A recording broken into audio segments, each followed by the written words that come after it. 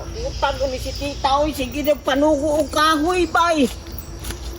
Ingnan ako nga, magpalit na ako gasol, kaya nung di na mga ahoy.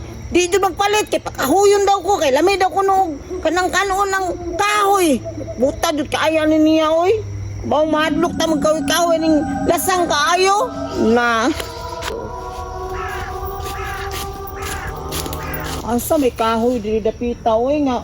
Puros man ni mga buhi ang mga kahoy diri. Laguta doon kaayo ani ning tita ba. Na.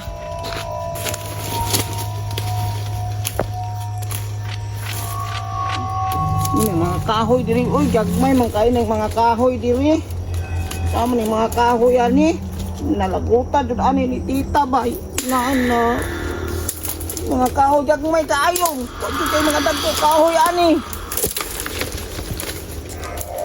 Na. Kahoyon ani yun.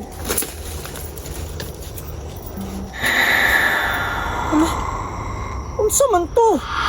Ay, nagitog taong nabay nga nakaitom. Nanapod ning nakaitom na pod na. Ngayon na lang ako sa iluaning nakaitom nga. Pakita sa kuwaw niya. Nanapod nagpakita nga nakaitom.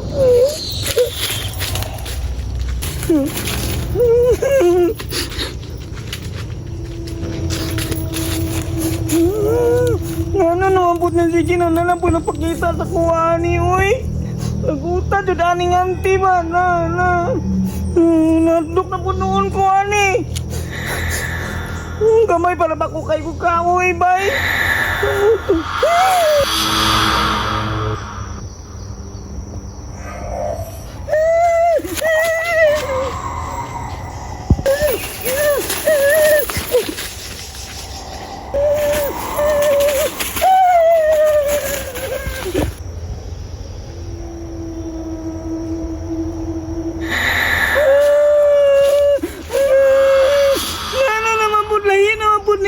Nagpakita.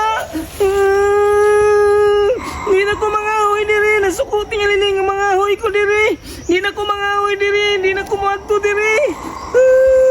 Pasensya na kayo ha.